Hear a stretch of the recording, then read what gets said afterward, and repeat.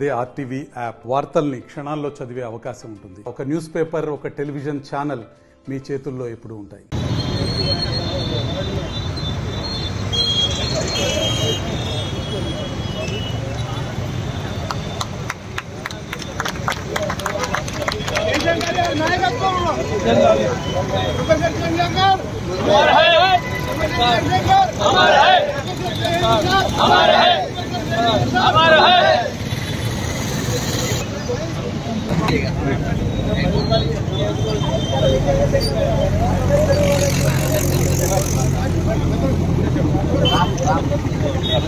Jayashankar sir యొక్క 90వ జయంతి సందర్భంగా వచ్చినటువంటి ప్రజాప్రతినిధులకు శుభాకాంక్షలు పెద్దలందరికీ ధన్యవాదాలు.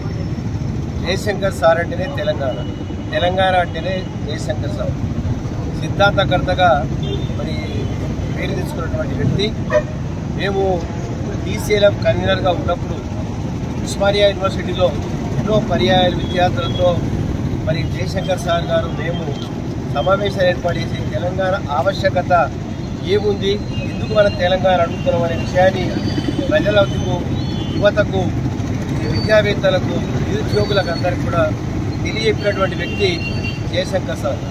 వారు వైస్ ఛాన్సలర్గా ఉన్నటువంటి వ్యక్తి ఎన్నో సంస్కరణలు తీసుకురావాలి తెలంగాణకు అని చెప్పి మరి ఎన్నో రకాలుగా వాళ్ళు ఆలోచించి నీళ్లు, నిధులు, నియామకాల పేరుతో మనం తెలంగాణ సాధించుకున్నాము.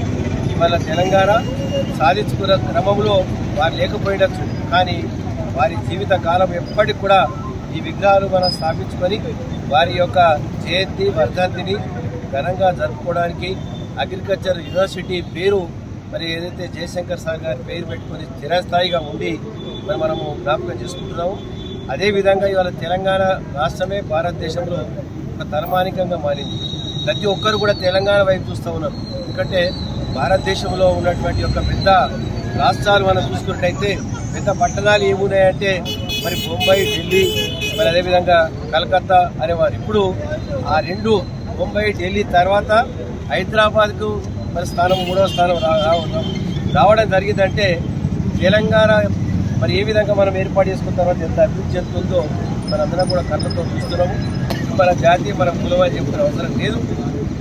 అందరికీ నాయకుడు కాబట్టి జయశంకర్ సార్కు మేము ప్రత్యక్షంగా కూర్చుని పక్కన కూర్చొని మాట్లాడాం కాబట్టి వారికి మనం హృదయపూర్వకంగా ధన్యవాదాలు అర్పిస్తూ వారి యొక్క జన్మలో మనందరం కూడా జ్ఞాపకం ఉంచుకోవాలని చెప్పి అంచనా పెట్టడం హృదయపూర్వకంగా ధన్యవాదాలు. జయశంకర్ సార్ మరిన్ని వీడియోస్ కోసం ఛానల్ ని సబ్స్క్రైబ్ చేయండి. లేటెస్ట్ అప్డేట్స్ కోసం వాట్సాప్ ఛానల్ ని ఫాలో చేయండి.